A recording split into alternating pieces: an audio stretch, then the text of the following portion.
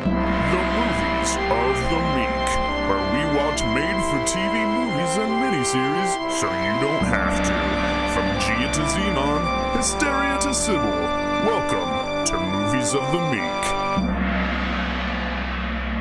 So, Lizzie Borden Took an Axe is the story of Lizzie Borden, who in the 1890s was about 32 years old and was still living with her parents. She was 32? She was 32 at the time. Wow. And she was still living with her parents. And basically what this movie is saying is that she concocted this idea to murder her parents. And the thing that they don't really get to too much in the movie is that the reason that she wanted to do that is because supposedly the father changed the will so that she and her sister wouldn't get any money. Yeah. And so she wanted to murder both of them so that they would get everything.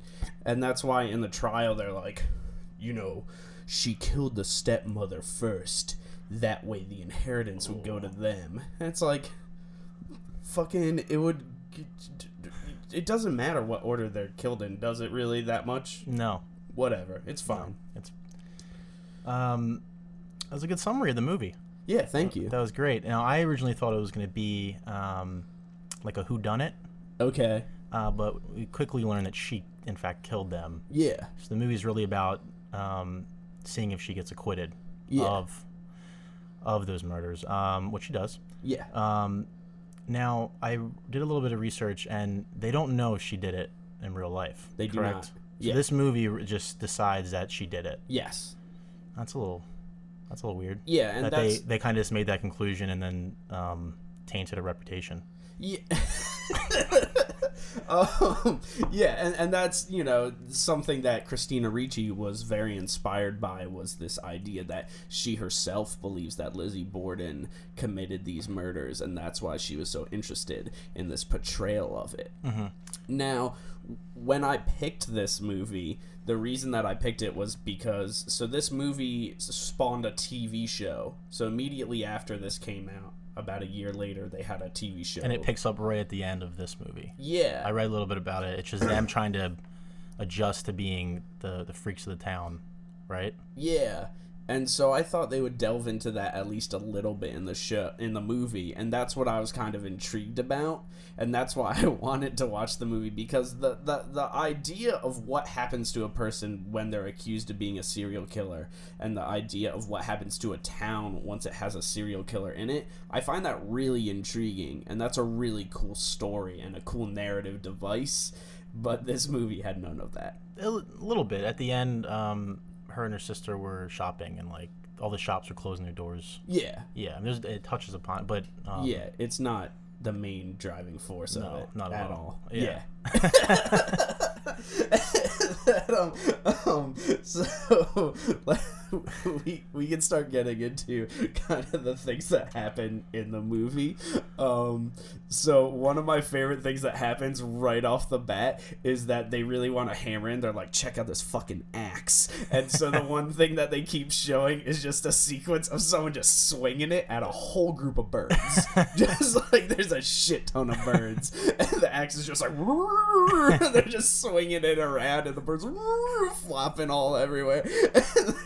I just love the fact that they're just like really beating that axe. So they're it's like, in the title. I mean, they have to. It is in the title. He took an axe. And the soundtrack's terrible.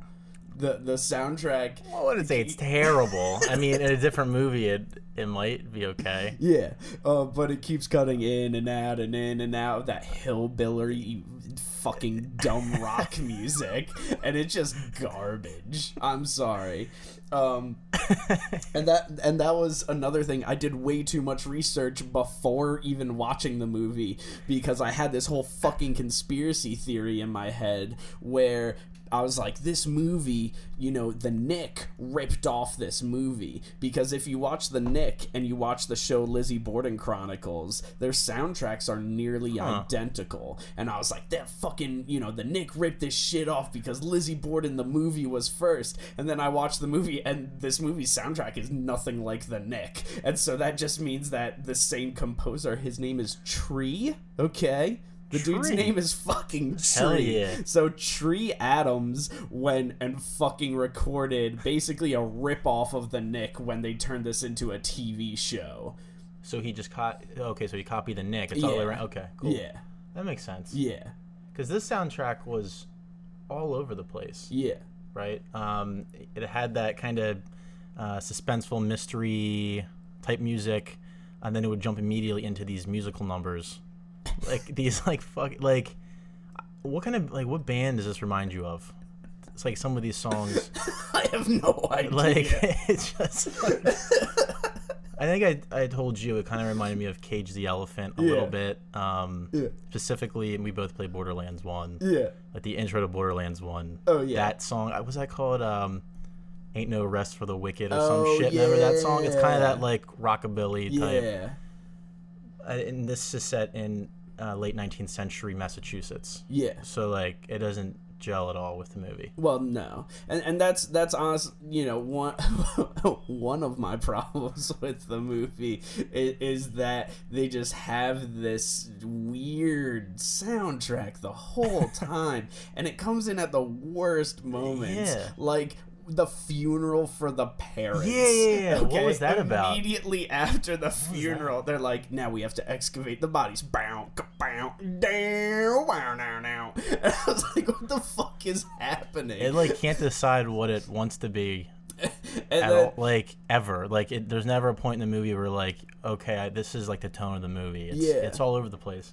and I could never.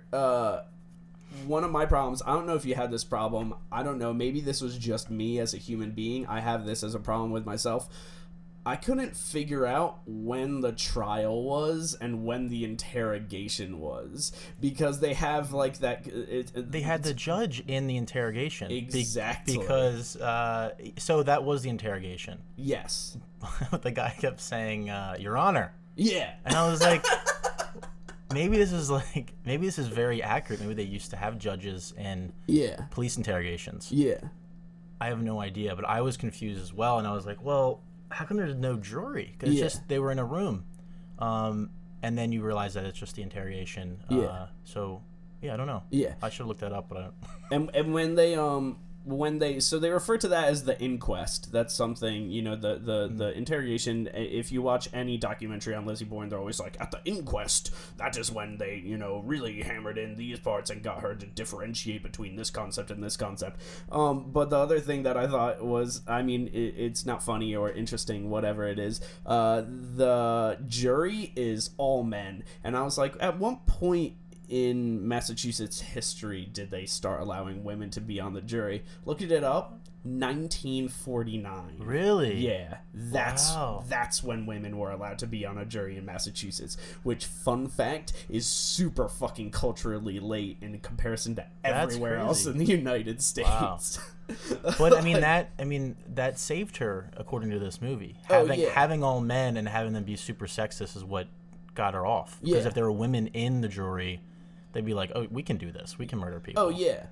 And that's, one of the things that this movie is really kind of trying to nail home is the idea that it was Lizzie that did it. And one of the things that they kind of took a lot of stuff that has to do with Lizzie's actual past and kind of like shoved it in there a little bit. One of the reasons that people didn't know who committed the murders was just because of the fact that the dad was so disliked in the town. They were like, could have been Lizzie, but then again, it could have been fucking everybody. Mm-hmm. It could have been literally anyone in this town. And so they kind of hint to that.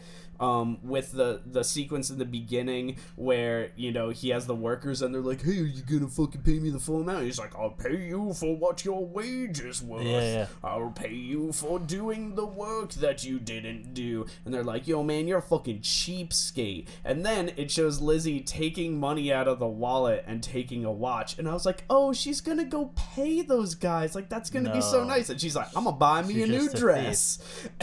Well, so why? So she goes and buys a dress.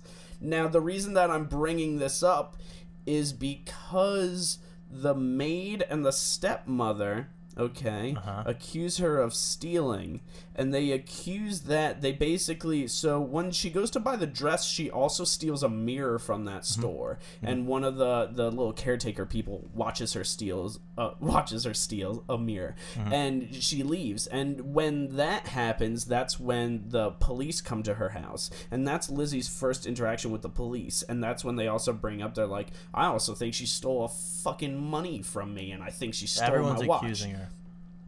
The reason that I think they showed that in the movie is to show that she's trying to understand how police works, and I think that's trying to show that way she has at least like an understanding of criminal investigation, because as soon as that sequence happens, that's when the police say, oh, we could tell that there's no forced entry, so it had to be someone in the house. And that's when Lizzie's like, well, I didn't fucking do it, you know. And so as soon as you've established that, you know, there's no forced entry, she learns from that. And so in the Lizzie Borden murders, when she did actually supposedly commit those murders, she made sure that there was one broken window in the house, which they discovered later. Okay, that makes sense. I thought they were trying to establish that she was a liar, was able to manipulate people, and she did it pretty well in the beginning. Like during that scene, like she was fairly convincing to the police officers. Yeah. Only to have her, you know, after she kills her parents, be the worst, like the worst liar. Like she does everything wrong. Yeah. Like it's amazing that she was not convicted of this crime. Yeah. She does everything wrong. Now, one of the things that helped her out, which is a real thing, is the fact that there was another murder that took place while she was in jail. So there was a nearly identical axe murder that happened, and that is one of the things that helped her get acquitted in real life. You're right. You know, and so yeah, she was getting shot up with a shit ton of morphine, and cool country music was playing, and she was being a terrible representation of herself. But it didn't really matter because, one, they didn't really suspect her because of the fact that, you know, she's a woman. The woman can't do So was that just a copycat crime? Or it was just a fucking coincidence. So she got really lucky. She got so fucking lucky. She's not bright. Yeah. We realize, you know? So, okay. Huh. Now, one of the things that, so the woman that plays her sister in this movie, her name is like Clea Duvall. the note that I have for it is I had to look up her name because I kept writing in all my notes. I kept calling her Hilary Swank because I didn't remember her real name. I was just like, fucking Hilary Swank is a handsome man is one of my notes. Like, Hilary Swank is a good actor. Hilary Swank consoles her sister, and then the soundtrack kicks in. But so, like, when Hilary Swank is starting to suspect that her sister has committed those murders, there's a jump scare. Do you remember that? No. That fucked me up. So it clearly had no impact on you. Yeah, so when was this? Can you try to refresh my memory? So it's basically, so after the parents died, okay, then Lizzie decides to throw a party, okay?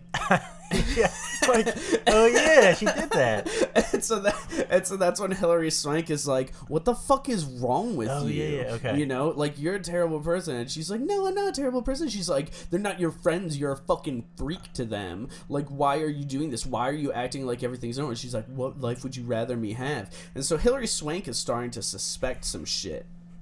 You know, and so it's when that happens that she has this like kind of like wholesome moment where she's in a room and she's brushing her hair, and then boom, fucking Lizzie pops out of fucking nowhere. Yeah, okay, that scared the shit out of me. That scared me too. Oh my god! And there's no other jump scares in the entire movie. Yeah, it seemed like they were trying to set up a little bit of tension between them because the sister Hilary Swank knew that something was up. Yeah, that she might be guilty. Yeah. I think there's another scene too where like they're walking around upstairs or something, and like she gives her a weird stare. Yeah. But nothing really comes of it. at all. Nothing. Yeah. I just also, once again, like, it's so weird to have a movie that's basically a drama have a jump scare in it. Like, it makes no sense. And this is right after the party scene where there was the rockabilly music. Yeah. Yeah. Yeah. Like, so I think this movie at one point was like a scary mystery movie, or had more suspense in it. And then at some point they were like, well, we have to make it a little more fun. Yeah. And they added all this crazy music into it. I mean, like you said earlier, there was rockabilly music playing during the funeral. Yeah. And there was dialogue. Like, they were talking and you couldn't hear them because of this fucking banjo. There's also my favorite is during the trial, which there's a whole bunch of sections in this movie that are cut in ways that are so weird and so choppy, and it's just going back and forth, and it's just a fucking editing nightmare. But the trial sequence is by far the worst, where it's like let's have these two people like make their cases, and we'll cut back and forth and juxtaposition the two ideals that these two different people have, and it's gonna escalate into this moment, and it sounds like the Saw theme is being played on banjo. It's the fucking biggest piece of garbage ever. It is terrible. Like, it literally has like that, but it's on a fucking banjo. And it's like, and I was like, I cannot take any of this seriously. That's when I tuned out. The court scene is long. No, I did too. And it's fucking drawn out. Yeah.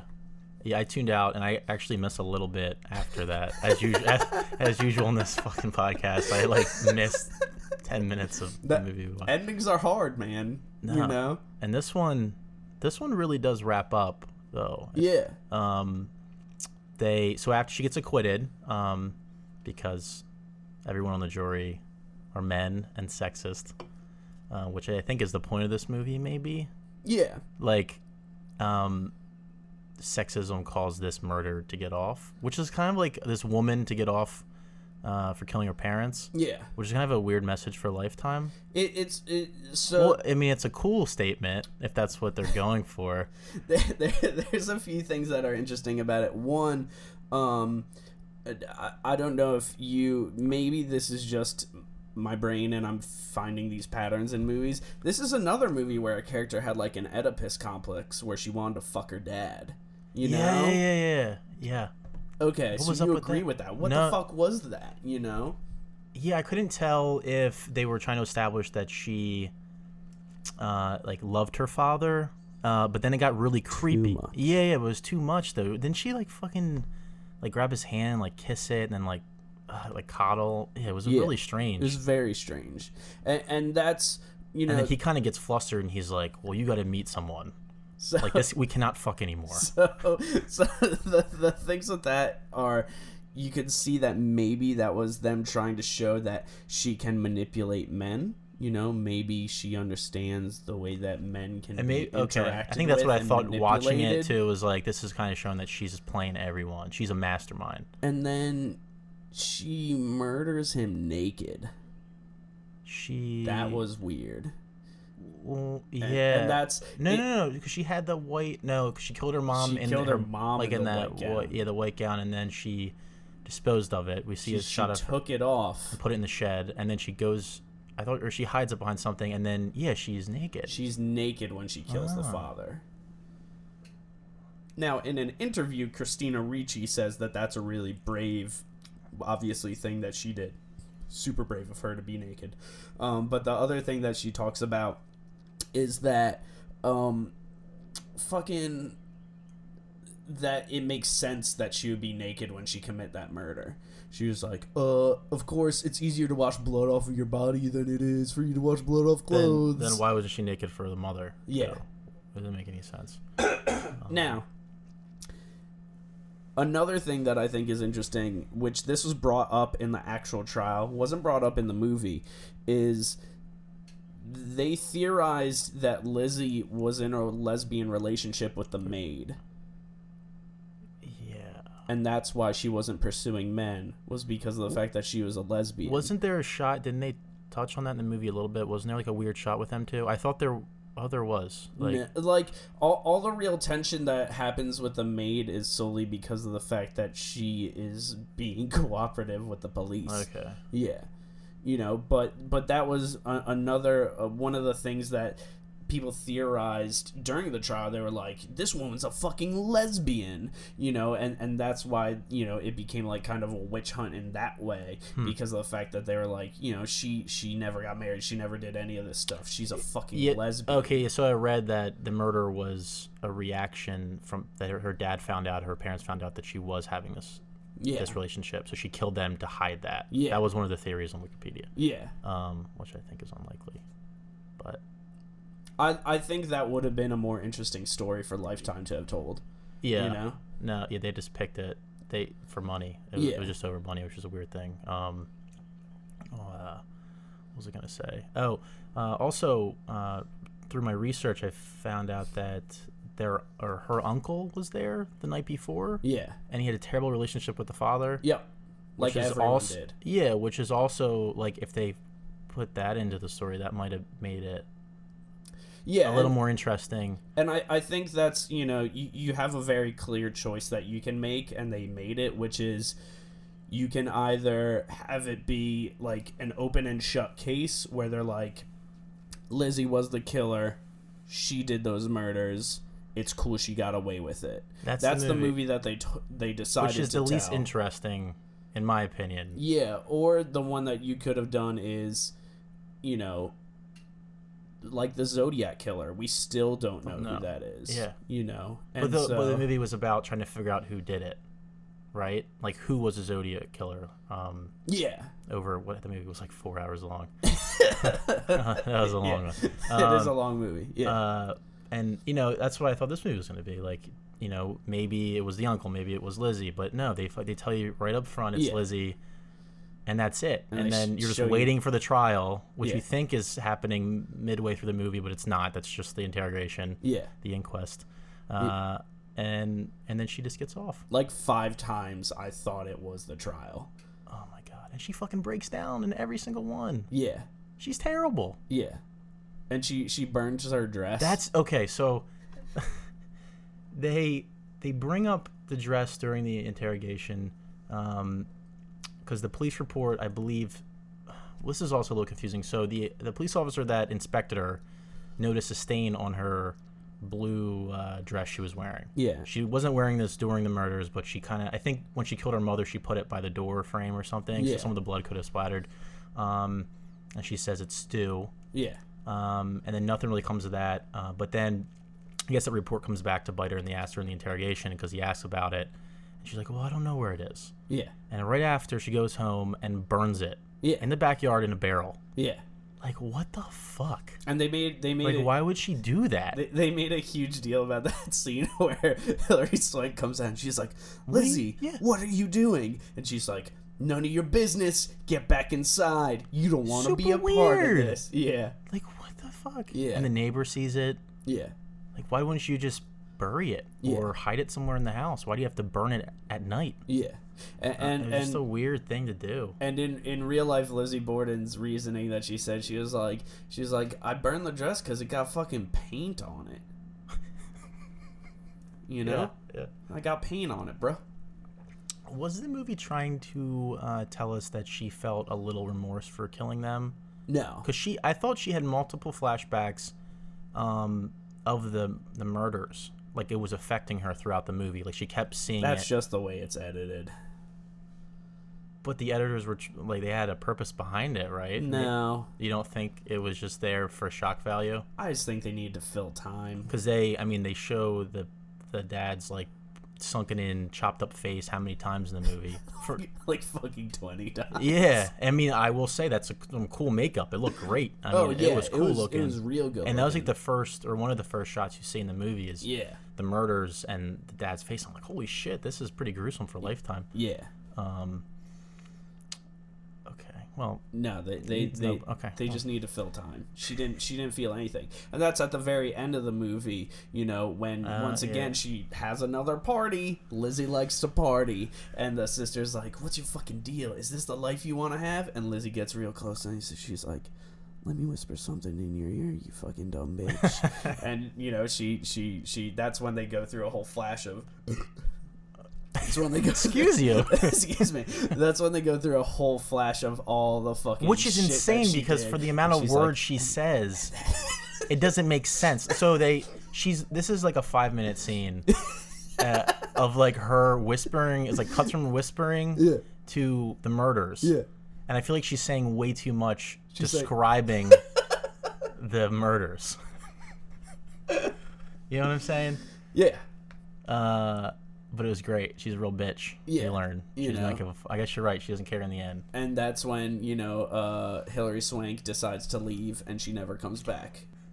But this was a good movie. Yeah, it was surprisingly good. It was, I don't think it knew what it wanted to be. No. But, I mean, compared to the other movies that we watched for this podcast, it had a plot. Yeah. It had characters that I, had some feeling for. Yeah. Yeah, and certain things had purpose. I just think the way it was constructed was like terrible. Like it was constructed like Suicide Squad or something. Like, you know what I mean? Like there was a vision for the movie, and whatever happened in post, it just fucking ruined it. Yeah, and that's the editing's a fucking mess. Yeah. Yeah. I'm trying to think. Another one of my notes was, why did they do the examination of the bodies? The initial examination that they do is on the dining room table. Yeah. Why was that? And I was like, oh, fun fact, maybe you wouldn't have needed to excavate the bodies directly after the funeral if you fucking properly inspected them. That was the weirdest scene so they have the funeral over the fucking rockabilly music. And then it ends, and then like the police show up with a warrant to take the remains from the funeral. Yeah. I mean, that never should happen. Yeah. You shouldn't, like, they should do the examination and then release it to the family to bury. It shouldn't be... Yeah. And especially if you think about, especially involving modern day concepts of burying people, you normally repair the faces in order to bury the bodies. It usually takes 2 weeks to get a body ready for the funeral.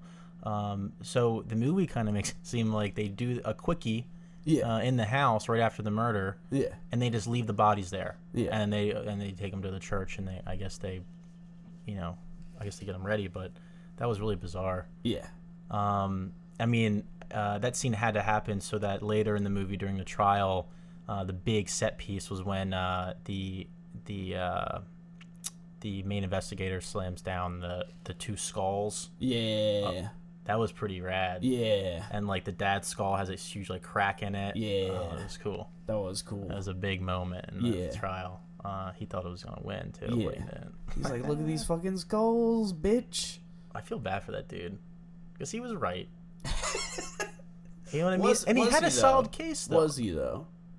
According to this movie, he was right. Well, I don't know about in real life. Like, in real life, I mean, who knows? Yeah. It was very easy to get away with murder back then. Yeah. But Lizzie, according to this movie, she killed those people. Would you recommend this movie? Do you think it's a good movie? I think if you're a fan of Lifetime movies, yes. I wouldn't recommend this to people outside that sphere. I was entertained. I thought it was okay. It was a little slow in some spots. Yeah. Especially towards the end with the trial. But yeah. I would recommend it to people who are a fan of these type of like Hallmark Lifetime movies. Yeah. What about you? Are you on board for this one? Yeah, I thought it was pretty good. Good. Yeah. Yeah, it's actually refreshing not to absolutely hate the movie we just watched. It was like a movie. Yeah. And I own it now. You own it? I bought it. You have Netflix, right? I don't have Netflix. Oh, you don't? Okay. Yeah. Okay. Huh. How much was it? $13. $13? Yeah. On what, iTunes? Yeah. Oh, shit. Why are they so fucking expensive? I know. I just bought next week's movie, and it's like, ugh. Yeah. It was $13. Yeah. What's next week's movie called? Next week's? What's next week's movie? It's Drew Peterson, Untouchable.